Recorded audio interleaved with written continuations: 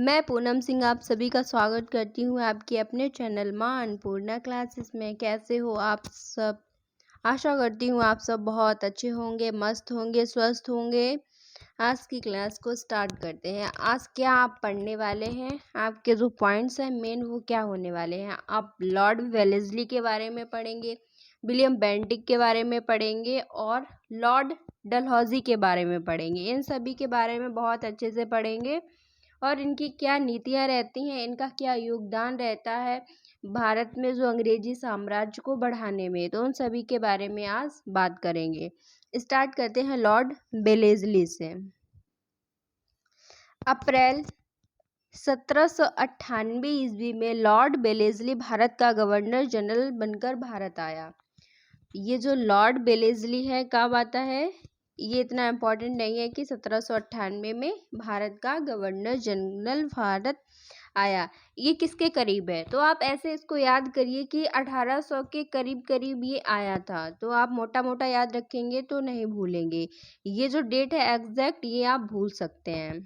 वह पूर्ण रूप से साम्राज्यवादी तथा भारत में हस्तक्षेप की नीति का समर्थक था। अभी इसकी जो नीति है आप उसको पढ़ेंगे। कभी भी आप वेलेस्ली को पढ़ते हैं तो इसको ऐसे नहीं बोलेंगे, आप बोलेंगे कि वेलेस्ली की सहायक संधि। पूरे एक सेंटेंस में आप इसको पढ़ेंगे कि लॉर्ड वेलेस्ली की सहायक संधि। तो आप कभी भी नहीं भूलेंगे कि जो सहायक संधि है वो किसने दी थी, किस गवर्नर जनरल ने दी थी, किसने दी थी, लॉर्ड वेलेस्ली ने। उसने भारत में युद्धों द्वारा अंग्रेजी साम्राज्य का विस्तार किया। उसने भारत के आंतरिक मामलों में क्या किया, हस्तक्षेप किया। सहायक संधि, इसी की मैं बात कर रही थी। इसको आप पूरा एक लाइन में बोलेंगे। कभी भी आपको लॉर्ड वेलेस्ली बोलना है तो लॉर्ड वेलेस्ली की सहायक संधि। इसके जो सहायक संधि है इसके थ्रू इसने क्या किया है उसके बारे में आप बहुत ही डीप में जानने वाले हैं। लॉर्ड वेलेस्ली ने भारतीय शक्तियों पर नियंत्रण रखने, एक शक्तिशाली अंग्रेजी सेना संगठित करने, भारत में फ्रांसीसी प्रभाव को क्या करने, खत्म करने, कि ये चाहते थे कि मैं फ्रांसीसियों को बिल्कुल पूरी तरीके से क्या कर दूं, ख़त्म कर दूं। और ये करते भी हैं, फ्रांसीसियों को यहाँ से भगाते भी हैं और जो इनका जो साम्राज्य है उसकी नींव रखते हैं पूर्णतः। भारत में अंग्रेजी कंपनी को सर्वोच्च शक्ति बनाने के लिए एक विशेष क्या तैयार की योजना। इतिहास में इसे सहायक संधि या सहायक प्रणाली के नाम से ये प्रसिद्ध है। वेलेस्ली की इस संधि को जो भी देसी राजा स्वीकार करता उसके लिए निम्नलिखित शर्तें अनिवार्य थी। अब क्या इन्होंने शर्तें रखी, जो भी हमारे यहाँ का राजा महाराजा जो भी हुआ करते थे उनके लिए क्या शर्तें थी, कि देसी राजा को अंग्रेजी कंपनी का आधिपत्य स्वीकार करना पड़ता था। इस संधि को स्वीकार करने वाले देसी राजाओं के यहाँ एक अंग्रेजी सेना रहती थी। अब क्या वो रखते थे, एक अंग्रेजी सेना जिसका व्यय है वो राजा को उठाना पड़ता था। अब इन लोगों ने कितना अच्छा अपना दिमाग लगाया कि सहायक संधि के थ्रू पहले उसके राज्य को हड़पेंगे और फिर वहाँ पर एक सेना रखेंगे अपनी अंग्रेजी सेना, और उसका व्यय जो होगा उस पर जो भी खर्च आएगा वो कौन देगा, वो राजा देगा। देसी राजाओं को अपने दरबार में एक ब्रिटिश रेजिडेंट रखना होता था। देसी राजा अंग्रेजों की अनुमति लिए बिना अपने यहाँ किसी विदेश की नियुक्ति नहीं कर सकता था। अब ये भी रोक लगा रखी थी कि नहीं, पहले हमसे अनुमति लो, अगर हम मना कर देंगे तो आप कोई भी कदम नहीं उठाएंगे, जो भी करना है आप हमारी सहमति के साथ करेंगे। ये चाहते थे अंग्रेज। देसी राजा अंग्रेजों की स्वीकृति के बिना ना तो किसी राज्य से युद्ध कर सकता था और ना ही किसी राज्य से संधि कर सकता था। अब देखिए, अब कुछ भी नहीं कर सकते थे। एक तरीके से क्या लूड़े लंगड़े ही हो गए सभी राजा। सारी जो हुकूमत थी एक तरीके से अंग्रेजों के द्वारा ही चलती थी। जो राजा थे हमारे यहाँ के वो सिर्फ एक कठपुतली बनकर रह गए थे। यदि सहायक संधि स्वीकार करने वाले देसी राजाओं के मध्य झगड़ा हो जाता तो अंग्रेज मध्यस्थता कर जो भी निर्णय देंगे वह देसी राजाओं को स्वीकार करना पड़ेगा। अब ये जो अंग्रेज थे वो क्या बन गए, स्वयं ही सुप्रीम कोर्ट बन गए। ये कह रहे कोई भी सुप्रीम कोर्ट नहीं, मैं ही सुप्रीम कोर्ट हूँ, जो भी निर्णय होगा अंतिम निर्णय हमारा ही होगा। तो ये इसकी शर्तें थी। और क्या था, सहायक संधि स्वीकार करने वाले राज्यों की अंग्रेज वहां तथा आंतरिक आक्रमणों एवं विद्रोहों से रक्षा करते थे। हाँ, ये कहते थे कि तुम हमारे यहाँ संधि हुई है, जो भी सहायक संधि के थ्रू तुम्हारा जो साम्राज्य है वो मेरे अंडर में है, तुम्हारे ऊपर कोई विपदा आती है तो मैं उससे क्या करूँगा, उससे टैकल करूँगा। सहायक संधि के क्या गुण हैं उसके बारे में पढ़ेंगे, क्योंकि कोई भी संधि हो, कुछ भी हो, उसके निगेटिव पॉजिटिव दोनों तरीके के पॉइंट्स निकल कर आते हैं, आप सभी अच्छे से जानते हैं। कुछ बुराइयां होती हैं तो कुछ अच्छाइयां भी होती हैं। इस संधि के द्वारा अंग्रेजों को विभिन्न भारतीय शक्तियों में से जो धन और प्रदेश मिले, उनसे कंपनी के साधनों का बहुत विस्तार हुआ। अब इसके जो गुण थे, इनसे क्या फायदा हुआ अंग्रेजों को, कि जो भी धन मिलता था, जो भी कोई प्रदेश मिलता था, इससे क्या होगा, इनका विस्तार ही तो होगा, ये मजबूत बनेंगे और ज़्यादा। इस संधि के द्वारा वेलेस्ली ने कंपनी सेनाओं को देसी राजाओं के यहाँ रखा, तो जो भी व्यय होता था वो अंग्रेजों को ना देकर राजा को ही देना पड़ता था। इसीलिए सैनिक व्यय में कमी हो गई, उनको कम खर्च करना पड़ता था सैनिकों के ऊपर। इस संधि के अनुसार देशी राजाओं के यहाँ अंग्रेजी सेना रहने लगी, जिससे कंपनी का राज बाह्य आक्रमणों से पूर्ण रूप से सुरक्षित हो गया और कंपनी अनेक युद्ध करने से बच गई। वही है कि ये इस तरीके से डरा धमका देते थे राजाओं को कि हम सहायक संधि के थ्रू हम में शामिल हो जाओ, नहीं तो क्या करेंगे, आक्रमण करेंगे। और जिसने सरेंडर कर दिया तो इनको भी फायदा हुआ, लड़ाई झगड़ा वगैरह युद्ध नहीं करना पड़ा, तो इनका जो व्यय है जो सैनिकों पर वो भी बच जाता था, बहुत सारी बचत हो जाती थी। इस तरीके से इन्हें युद्ध नहीं करने पड़ते थे, जो स्वीकार कर लेते थे इस सहायक संधि को। इस संधि के अनुसार कोई भी देसी राजा अपने यहाँ बिना अंग्रेजों की स्वीकृति के बिना किसी विदेशी को अपनी सेना में नियुक्त नहीं कर सकता था। अब इसने पाबंदी लगा रखी थी कि नहीं, हमारी इजाज़त के बगैर यहाँ पत्ता भी नहीं हिलेगा। सबसे पहले क्या है, हमसे सलाह मशवरा करो, हमारा जो निर्णय होगा वही आपको मानना पड़ेगा। इससे भारत में फ्रांसीसी प्रभाव का अंत हो गया। ऐसा है जैसे कि कोई राजा चाहे भी कि मैं अपनी सेना को बढ़ाने के लिए, अपने आप को मजबूत करने के लिए किसी विदेशी की सहायता ले लूं, तो अंग्रेज क्या करते थे, बहुत चालाक थे, वो ऐसे करना तो देंगे नहीं। इस संधि के अनुसार अनेक देशी रियासतों के आपसी झगड़े समाप्त हो गए, जिससे वहां के लोग शांतिपूर्वक रहने लगे। हाँ, ये एक पॉजिटिव पॉइंट आ जाता है। आगे देखेंगे, इस संधि के अनुसार अनेक ऐसे देशी राज्यों में उत्तराधिकार की समस्या थी जिन्हें अंग्रेजी साम्राज्य में मिला लिया गया। इस प्रकार भारत में अंग्रेजी साम्राज्य और विस्तार का क्या खुल गया, मार्ग खुल गया। सहायक संधि के दोष, अभी इनके गुण के बारे में जाना। गुण में भी सबसे ज्यादा फायदा किसको हुआ, अंग्रेजों को ही हुआ। अब इसके परिणामों के बारे में जानते हैं, इसके जो दोष है उसके बारे में, निगेटिव पॉइंट्स को जानते हैं। ये किसको भुगतने पड़ेंगे, आप ही बताइए, हमारे यहाँ को लोगों को भुगतने पड़ेंगे। इस संधि से देशी राजा शक्तिहीन और निर्बल हो गए। क्या हो गए, एक कठपुतली बनकर रह गए, शक्तिहीन और निर्बल हो गए। उनके राज की बाह्य नीति पर अंग्रेजों का अधिकार हो गया। बाह्य नीतियाँ जो थी, जो अंग्रेज निर्णय लेते थे, उसी पर इनको काम करना पड़ता था। देसी राजाओं को अंग्रेजी सेना का क्या करना पड़ता था, व्यय वहन करना पड़ता था। इससे उनके सामने आर्थिक संकट उत्पन्न हो गया। अब अंग्रेजों को इससे थोड़ी ना मतलब है कि तुम्हारा कितना खर्च हो रहा कितना नहीं, तुम्हें संकट में हो, मुसीबत में हो, उन्हें नहीं, उनका जो फैसला है उसको क्या करना पड़ेगा, आपको मानना ही पड़ेगा। देसी राज्यों को अपने यहाँ अनिवार्य रूप से अंग्रेजी सेना रखनी होती थी। इस संधि में ये अनिवार्य था कि आपको अंग्रेजी सेना रखनी होगी, जैसे कि आप कोई भी उपद्रव या घुसपैठ कुछ भी करने की कोशिश करो तो उस पर इस सेना की पूरी नज़र रही, और इसका जो व्यय है, खर्चा है, जो भी इनका होता है वो आपको ही उठाना पड़ेगा।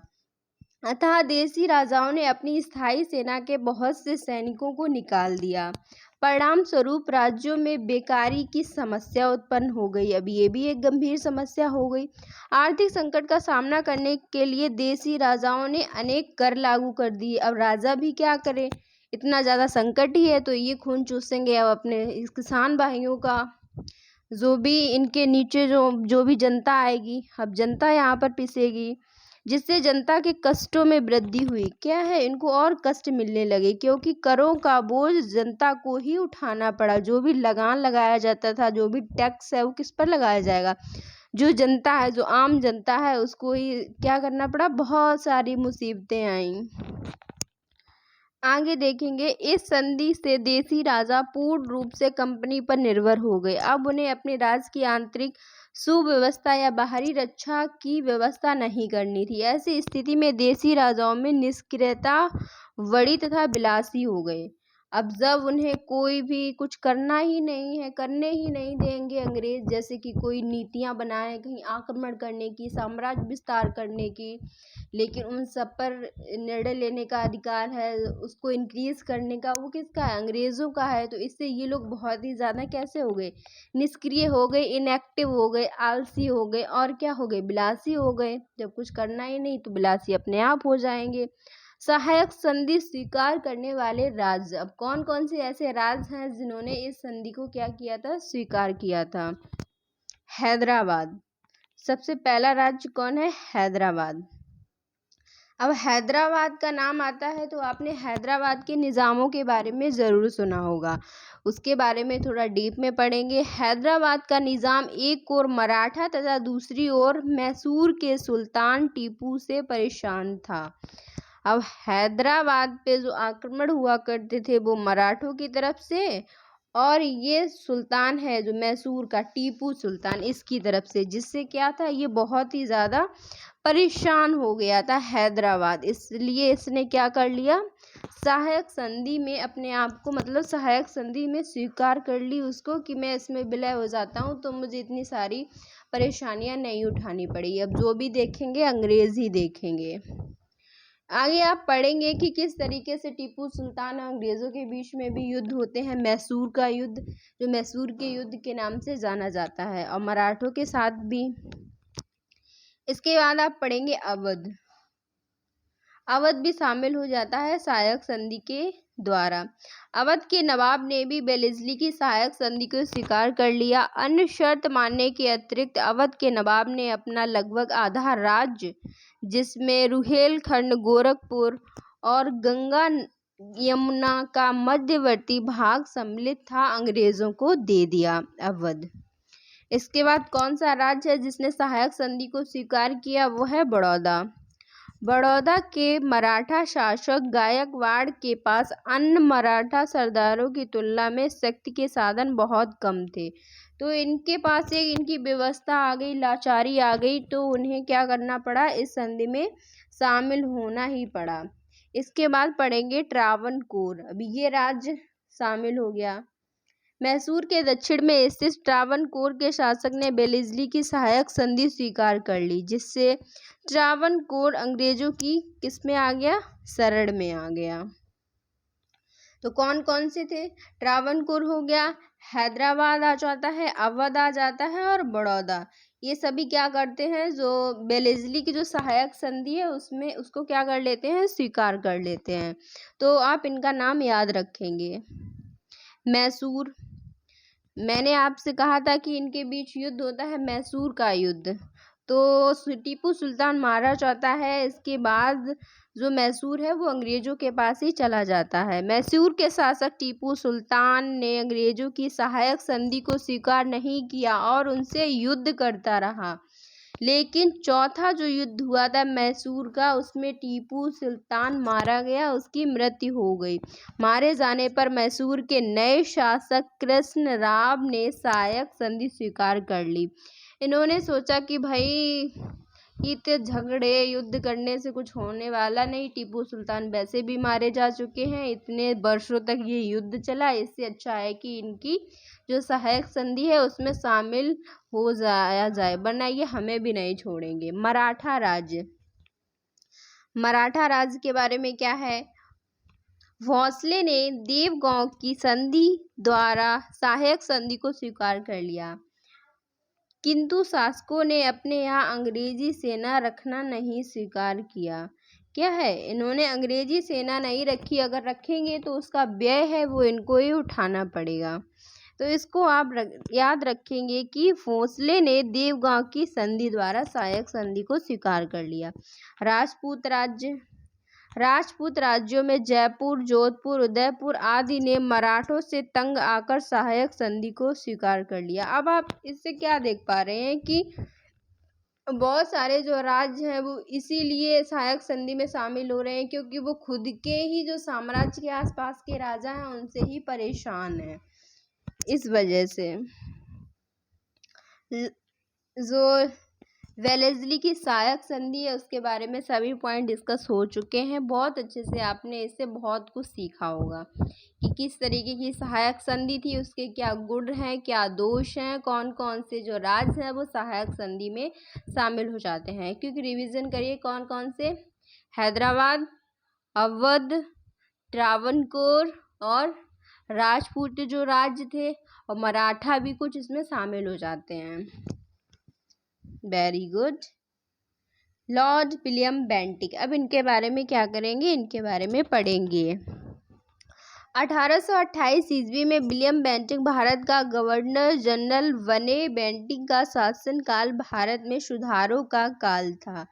क्या था, इसके काल को बोला जाता है सुधारों का काल। वास्तव में बेंटिक ही एक ऐसा गवर्नर जनरल था जिसने प्रजा के हित को ध्यान में रखकर शासन किया। तो हम इनका धन्यवाद ज़रूर देंगे अगर इन्होंने अच्छे काम किए हैं। लॉर्ड विलियम बेंटिक के सुधार, अब इनके सुधारों के बारे में जानते हैं। आर्थिक सुधार, किस तरीके की आर्थिक सुधार करते हैं जिससे कि हमारी जो आम जनता है, जो हमारे यहाँ के लोग हैं उनको फ़ायदा होता है और उतना नहीं झेलना पड़ता है जितना कि पहले के जो गवर्नर आए हैं उनके द्वारा कष्टों को झेलना पड़ा। असैनिक अधिकारियों को वेतन और भत्ते कम कर दिए क्योंकि असैनिक अधिकारियों में ज़्यादातर कौन हुआ करते थे, अंग्रेज़।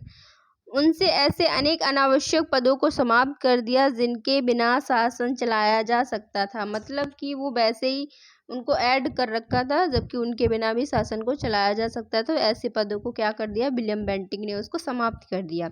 धन की बचत के लिए बेंटिक ने अपील तथा घूम घूम कर न्याय करने वाली अदालतों को समाप्त कर दिया। अब क्या किया इन्होंने, बताओ। यहाँ पे जो एक तरीके से आपका जो कोर्ट है, अदालत है, वो क्या है, घूम घूम कर लोगों की शिकायतें सुनता होगा। लेकिन इमेजिन करो कि अगर ऐसा होता तो अपने इतिहास में लोगों की इतने कष्ट थोड़ी ना उठाने पड़ते। तो इसने उसको ख़त्म कर दिया धन की बचत के लिए। ऊंचे ऊंचे पदों पर भारतीयों की नियुक्ति की क्योंकि भारतीय अंग्रेजों की तुलना में बहुत कम वेतन पर कार्य करने को तैयार हो जाते थे। अब क्यों तैयार हो जाते थे, उनकी मजबूरियां हुआ करती थी इसीलिए तैयार हो जाते थे। उसने भारतीय नरेशों द्वारा दान में दी गई भूमि को जब्त कर उस पर लगान लगाया। अब देखो भाई, चालाकी कहीं ना कहीं तो आ जाएगी। अब जो भी उनको दान में मिली भूमि उन्होंने इस पर क्या लगा दिया, लगान लगा दिया। प्रशासनिक और न्यायिक सुधार, अब इसमें प्रशासनिक और न्यायिक सुधार में इन्होंने क्या किया, न्यायालयों के कार्यों को करने की जिम्मेदारी कमिश्नरों को सौंप दी। किसको सौंप दी, कमिश्नरों को सौंप दी। 1829 ईस्वी में बेंटिक ने एक कानून पास किया जिसके द्वारा अपने कलेक्टरों को 2 वर्ष की सश्रम कारावास की सजा देने का अधिकार दिया। इसके विरुद्ध अपील आयुक्त न्यायालय में क्या है, की जा सकती थी। आगे देखेंगे आपकी 1831 ईस्वी में बेंटिक ने एक कानून पारित कर कलेक्टरों की लगान संबंधी मामलों को निपटाने का अधिकार दे दिया। इसकी अपील सिविल न्यायालय में की जा सकती थी। ओके। बेंटिक ने शासनकाल में लॉर्ड मैकाले द्वारा दंड संहिता का निर्माण किया। हाँ, ये आपका इम्पोर्टेंट पॉइंट हो जाता है। इस प्रकार कानूनों को एक स्थान पर संग्रहित कर दिया गया जिससे न्याय प्रणाली में पर्याप्त सुधार हुआ। 1832 ईस्वी में बेंटिक ने एक कानून पारित कर भारतीयों के उच्च पदों पर नियुक्ति के जो द्वार हैं वो खोल दिए गए। 1832 ईस्वी में बेंटिंक ने इलाहाबाद में सदर दीवानी अदालत तथा सदर निजामत अदालत की स्थापना की। इस तरीके की इसने अदालतों का निर्माण किया। ये जनता के लिए बहुत ही लाभकारी रही, क्योंकि इससे पूर्व लोगों को दूर दूर तक न्याय पाने के लिए कहाँ जाना पड़ता था? कलकत्ता जाना पड़ता था। तो बहुत सारे लोग दूर है, इस दूरी की वजह से नहीं चाहते थे कि इतना टाइम लगेगा, खर्च भी होगा। इस वजह से जब इस तरीके की अदालतें उनके इलाहाबाद में मतलब आसपास स्थापित हो गई, तब इनको क्या है, राहत मिली। 1832 ईस्वी में बेंटिंक ने एक कानून पारित कर बंगाल में जूरी प्रथा का प्रारंभ किया, जिससे यूरोपियन जजों को सहायता देने के लिए जूरी के रूप में भारतीयों की सहायता प्राप्त की जा सके। हाँ, ये अच्छा कदम उठाया इन्होंने। बेंटिंक ने न्यायालयों में देसी भाषा के प्रयोग पर अधिक बल दिया। देशी भाषा पर। इससे पूर्व न्यायालयों में फारसी भाषा का प्रयोग अधिक होता था। तो इन्होंने किस पर बल दिया? जो भी देशी भाषा थी, जो भी मदर टंग थी। शिक्षा संबंधी सुधार। शिक्षा संबंधी सुधार क्या किए विलियम बेंटिक ने? लॉर्ड विलियम बेंटिक ने अंग्रेजी के प्रचार और कंपनी के लाभ के लिए 7 मार्च 1835 ईस्वी को घोषणा की कि शिक्षा जो है वो माध्यम अंग्रेजी भाषा ही होगा, कि जो भी आपको एजुकेशन प्रोवाइड कराई जाएगी उसका माध्यम क्या होगा? अंग्रेजी होगी, ना कि आपकी कोई लोकल लैंग्वेज होगी, ना कि हिंदी होगी। और लॉर्ड विलियम बेंटिक ने 1835 ईस्वी में कलकत्ता में एक मेडिकल कॉलेज की स्थापना की।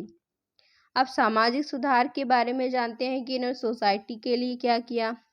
सबसे जो हमारे समाज में इन्होंने जो काम किया था, जिसके लिए इनको जाना जाता है, वो है सती प्रथा का अंत करने वाला। ये गवर्नर था। ये आपका सबसे ज़्यादा इम्पोर्टेंट हो जाता है। प्रत्येक भारतीय को इसके बारे में पता होना चाहिए, क्योंकि ये बहुत ही बड़ी एक बुरी कुरीति थी, जिसको समाप्त किया था लॉर्ड विलियम बेंटिक ने। सती प्रथा का अंत 1829 ईस्वी में विलियम बेंटिक के द्वारा किया गया। इसको रट लीजिए, डायरेक्ट क्वेश्चन आपका यहाँ से बनता है। सती प्रथा को इसने नर हत्या का अपराध घोषित कर दिया। हाँ, ये इसने बहुत बहुत बहुत ही अच्छा किया था कि सती प्रथा पर रोक लगा दी। सती प्रथा के बारे में आप सभी जानते हैं, जैसे कि किसी महिला के पति की डेथ हो जाती है, तो उसको जब उसका अंतिम संस्कार किया जाएगा तो महिला को भी उसके साथ ही मरना पड़ता था। वो ना चाहते हुए भी उसको क्या है, अपने प्राणों की आहुति देनी पड़ती थी। और कहीं ऐसा तो था नहीं कि अगर महिला की डेथ हो जाती है तो पुरुष को भी क्या सती प्रथा करेंगे। इस तरीके की विचारधाराएं रही हैं, जो रूढ़िबद्ध धारणाएं थीं। लेकिन अंग्रेज आए तो इससे कुछ तो फायदा हुआ। इस तरीके की जो धारणाएं थी उनको समाप्त किया गया। तो आप इसको डायरेक्ट याद रखेंगे, सन याद रखेंगे। ये भी आपसे पूछा जाता है कि कौन सी ईयर है। 1829 ईस्वी में सती प्रथा को अंत करने वाला गवर्नर जनरल कौन था? William Bentinck. याद कैसे रहेंगे? ऐसे आप याद करिए कि सती प्रथा पर बैन किसने लगाया? बैन से आप बेंटिक अच्छे से इसको कर ले जाएंगे। ठगों का दमन, इसने ठगों का दमन कर दिया। ठग प्रायः लुटेरे एवं हत्यारों का अखिल भारतीय संघ था। बेंटिक ने ठगों का दमन करने के लिए कर्नल स्लीमैन को नियुक्त किया। उसकी सहायता के लिए अन्य सैनिक अधिकारियों की नियुक्ति की। और इसने कन्यावध पर क्या लगाया? प्रतिबंध लगाया, क्योंकि पहले लोग अशुभ मानते थे बेटी का जन्म हो जाए, लेकिन वो धारणा है वो आजकल के टाइम में नहीं है, और ये बहुत ही अच्छी बात है। भारत में विशेषकर राजस्थान में कन्यावध प्रथा प्रचलित थी। लोग कन्या के जन्म को अशुभ मानते थे, और क्या है, कुछ लोग तो कन्याओं को मार देते थे। तो इस पर इसने अच्छा काम किया कि बेटी भी भगवान की देन है और पुत्र भी भगवान, तो सब उन दोनों को क्या है, समान रखना है। इक्वालिटी जो है, समान दोनों को जितने भी अधिकार हैं। हमारा जो कॉन्स्टिट्यूशन है, संविधान है, उसने हमको सभी को एक समान अधिकार दिए हैं। तो इस टाइम में कोई भी बड़ा या छोटा नहीं है, सभी बराबर है। सभी फील्ड में मेल्स भी हैं और फीमेल्स भी हैं। नरबलि का विरोध, इसने नरबलि का कि लोगों की बलि दे दी जाती थी। बेंटिक ने नरबलि देने वालों के लिए कठोर दंड की व्यवस्था की। परिणाम स्वरूप नर बलि की प्रथा समाज में कम हो गई और दास प्रथा कि लोगों को दास बना लिया जाता था, फिर जीवन भर आपकी क्या करता था, आपकी गुलामी करता था। भारत में प्राचीन काल से दास प्रथा प्रचलित थी। वेंटिंग ने 1832 ईस्वी में एक कानून पारित कर दास प्रथा का अंत कर दिया। तो इसने बहुत सारे अच्छे काम किए हैं अपने जो आम जनता है उसके लिए, जैसे कि सबसे वो सती प्रथा का अंत कर दिया, कन्यावध पर प्रतिबंध लगा दिया, नर बलि का विरोध किया, दास प्रथा का अंत कर दिया। तो बहुत सारी कुरीतियों को दूर किया था विलियम बेंटिक ने और हिंदू उत्तराधिकार कानून में सुधार किया। बेंटिक ने घोषणा की धर्म परिवर्तन की स्थिति में उसे पैतृक संपत्ति से वंचित नहीं किया जाएगा, जिसे नियमानुसार पैतृक संपत्ति का भाग मिलेगा। अब अपना कोई धर्म परिवर्तन कर रहा है, मोमडन से हिंदू या हिंदू से कोई मोमडन की तरफ मूव कर रहा है, तो ये नहीं कि उसकी जो ज़मीन है, उसका जो उत्तराधिकार है उसको छीन लिया जाएगा, उसकी जो पैतृक संपत्ति है वो उसको मिलेगी ही। इस तरीके से आपने ये बहुत अच्छे से पढ़ लिया। अब इनके बारे में इनका मूल्यांकन करेंगे। क्या है, मूल्यांकन करेंगे कि लॉर्ड विलियम बेंटिक के सुधार का मूल्यांकन, क्या प्रभाव पड़ा, लास्ट में क्या रिजल्ट आया। लॉर्ड विलियम बेंटिक ने युद्धों से अलग थलग अनेक आर्थिक, सामाजिक, न्याय तथा प्रशासन संबंधी सुधार किए। इसमें सबसे अच्छा जो इसका सुधार लगता है वो सामाजिक सुधार है। अभी आपने देखा, उसे पढ़ा भी। उसके अधिकतर सुधार आर्थिक उद्देश्य से प्रेरित थे तथा उसने भारतीय जनता के हितों का ध्यान रखा। उसने सुधारों द्वारा भारतीयों को एक ऐसी भाषा दी जिसके माध्यम से भारत के विभिन्न भागों के निवासी एक दूसरे से विचारों का आदान प्रदान कर सकते थे। तो विलियम बेंटिक के बारे में सभी पॉइंट डिस्कस हो चुके हैं। अब देखेंगे लॉर्ड डलहौजी। लॉर्ड डलहौजी को अगली क्लास में डिस्कस करेंगे। आज की क्लास में इतना ही रखते हैं, वीडियो बहुत लंबी हो जाएगी नहीं तो। इस तरीके से पढ़ते रहिएगा, आपकी सीरीज़ है वो कंटिन्यू रहेगी। अगर आपको वीडियो अच्छी लगती है तो आप सभी लोग लाइक करेंगे, फीडबैक अपना ज़रूर देंगे। मिलते हैं नेक्स्ट वीडियो में, तब तक के लिए जय हिंद।